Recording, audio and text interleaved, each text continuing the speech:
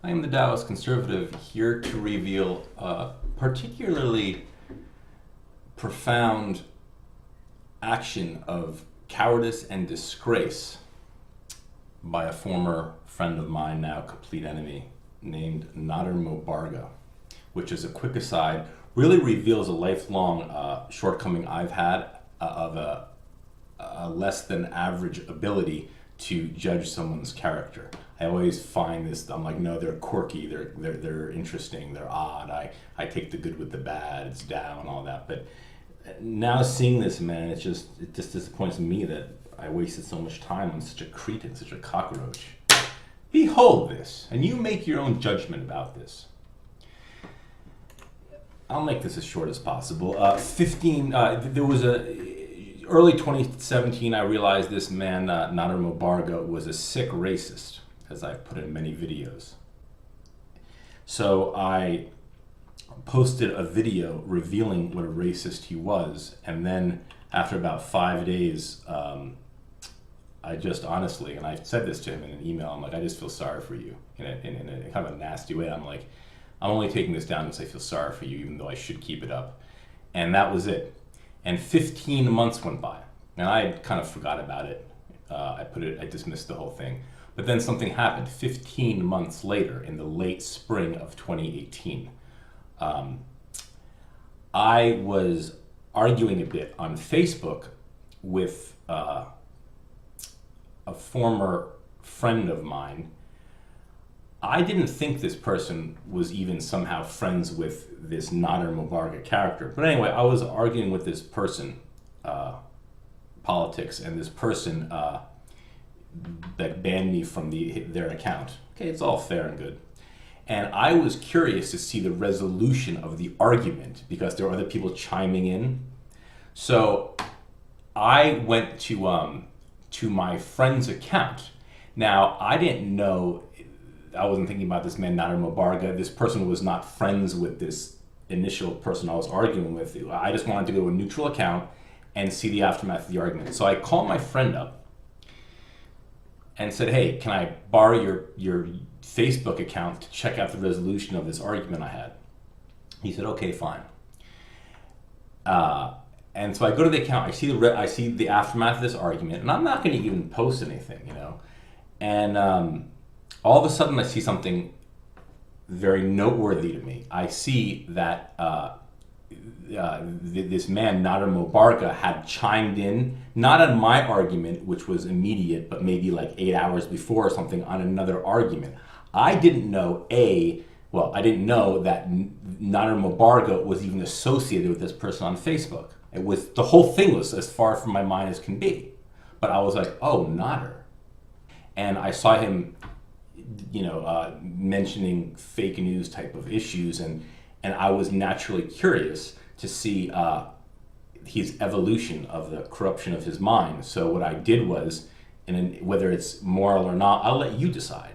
But I instinctively clicked on him and I reviewed like 1.5 to 2 years or whatever it was since Trump was elected, his political comments. And I was appalled. He was talking about, oh, Trump people are all white supremacists and, all that type of thing. To make a long story short, I contacted him and said, you've become a real disgrace, in email. I put the his video that I originally made of him revealing what a racist he was back online because I was like, all right, I said to him, I don't feel sorry for you anymore. People need to know of your racism. So you know what he did? I mean, is this a scumbag move or what? Because he's too cowardly to confront me, okay? Because he knows I'm very resolute and with my truth, and I believe in myself, and I will not be backed down. He knows these things about me, and so he's scared of me. So what he does is instead, he goes to this other, our mutual friend, this other guy that I borrowed the Facebook account from, who is a sensitive guy. He's like very sensitive and soft, and he's just one of these type of people. And he's kind of rather has anxiety problems, this type of person, and he browbeats him. Not only does he browbeat him, but he uses this leverage of his profession, which is a lawyer, and he starts using legal terms. I'm going to read you and then display the video, the email exchange between my completely innocent friend Dave and this disgraced NADER. Let me read you this. 1, 2, 3, 4, 5 exchanges here. David, I am not threatening you. You provided unauthorized access to your Facebook account to the Dallas Conservative, which reignited his hatred and jealousy. Any investigator will ask me how it restarted after I had not heard from him for 1.5 years. You have exposed me knowing what the Dallas Conservatives have done to me in the past, including his online sabotage of me and his threats of physical violence. As an aside, I never physically threatened him. Continue. That is fact. It was reckless and negligent. This guy's a lawyer. He continues. The Dallas Conservative has now reposted a defamatory video of me and made further threats of violence. It defames me and my firm. My partners have asked how this was reignited. I guarantee you he didn't ask his partners how this is reignited. He's too much of a coward to show his partners. I continue. What was the catalyst that set the Dallas Conservative off again? The answer is you. You had no right to give the Dallas Conservative your password and username, allowing him access to my profile. If the Dallas Conservative cares anything about you or have any decency left in him, he will take the video down and walk away. As for now, however, I have no choice but to take action. Anybody in my position or my partner's position would do the same. I am not threatening you, but your access will be part of any report filed. Thus ends his email. As an aside, he explicitly threatened me many times with a lawsuit for defamation, and I laughed justly right in his face and propagated this maximum all over I could in the internet and search engine optimization under his name and took out URLs under his name until the entire, in months, the entire NADER MOBARGHA word will be laden with exposing his sick racism. He's just a disgusting coward. I will continue. This is Dave's response now in the email. Quote, letting the Dallas Conservative look at my Facebook and the video he put up have nothing to do with each other. Now stop threatening me. You're a real asshole. Unquote. That was Dave. And now NADER the Disgraced replies, the Dallas Conservative informed me that he had read 1.5 years of my posts. This is true. All to your actions. That is what reignited him. Again, this is a fact and documented in email. I have not heard from him before your Facebook access for over 1.5 years. Now Dave says, the Dallas Conservative is in full charge of his actions. Don't blame it on me or Facebook. Listen to yourself. You don't sound like a lawyer, you sound like a child. This is between you and the Dallas Conservative. And now, NADER the Disgrace's final retort. David, that is simply not true. It was your providing him access to your Facebook profile that restarted this whole thing. You provided him access to your account when you know full well the extent of his extreme conduct, his threats of physical violence against me, and the history of his online sabotage of me. It was you who reignited all of this. I had not heard from him for over 15 months, and it was his access to your account that restarted everything. You knowingly exposed me to further threats of violence and online sabotage. Again, this is not a threat, these are facts. Any assistant U.S. attorney or DA will have to question you on your role if I file a report. And this is serious enough from both a personal and public safety standpoint that any DA or AUSA will take it very seriously.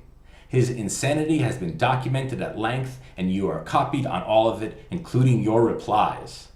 And I will have to mention your name and your role in any report or lawsuit I file. Again, this is not a threat, but simply part of the narrative.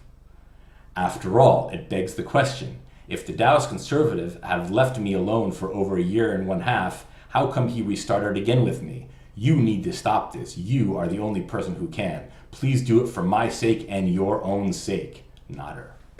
So then, can you believe this scumbag? What a cowardly scumbag. How does anyone befriend him and maintain a friendship with him now knowing the true lowest quality of his character? Why would anyone want to be friends with such a disgraceful man? Why?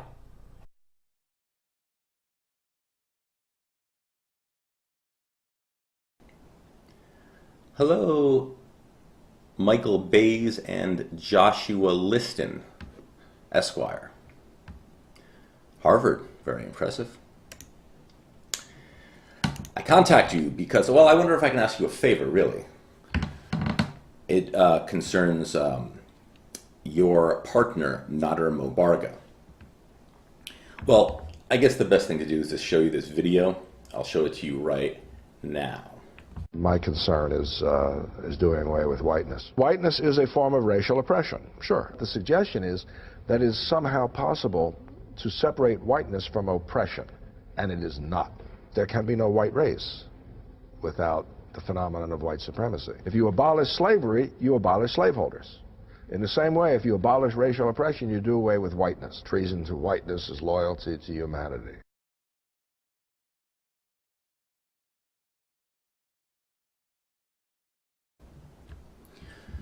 Now, the thing is this.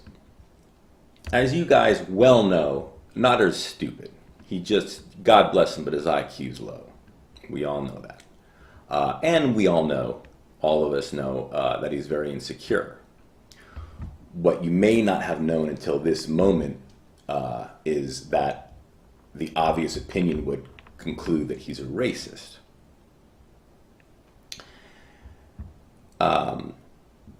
So anyway, he keeps on emailing me over and over and over and over and over again about this threat that he's going to sue me for defamation because of this video.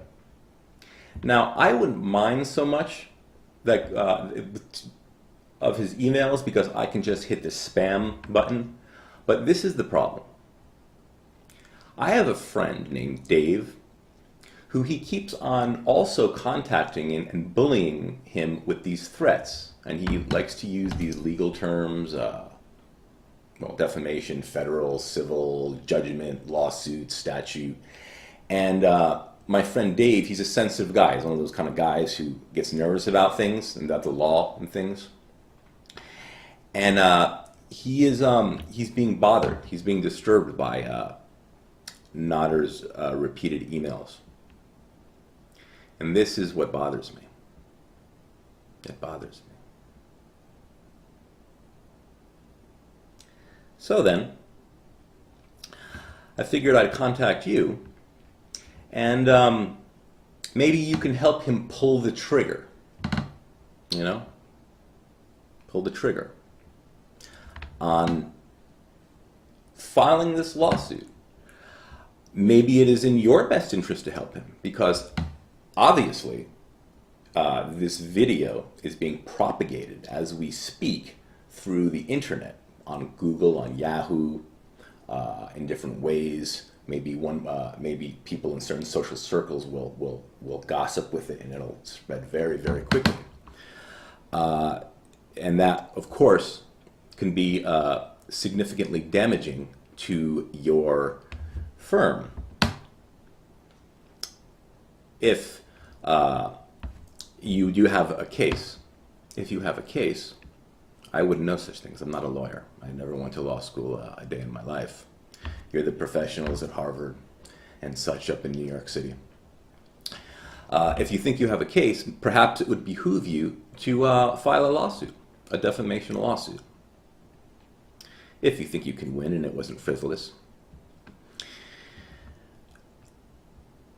But anyway, one way or the other, please talk to your client and have him stop harassing my friend Dave.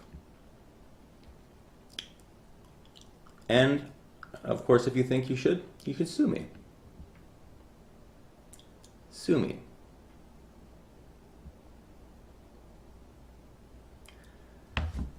That's really all I have to say, I guess. Let's make America great again. Happy 4th of July. My concern is doing away with whiteness. Whiteness is a form of racial oppression, sure. The suggestion is that it is somehow possible to separate whiteness from oppression, and it is not. There can be no white race without the phenomenon of white supremacy. If you abolish slavery, you abolish slaveholders. In the same way, if you abolish racial oppression, you do away with whiteness. Treason to whiteness is loyalty to humanity.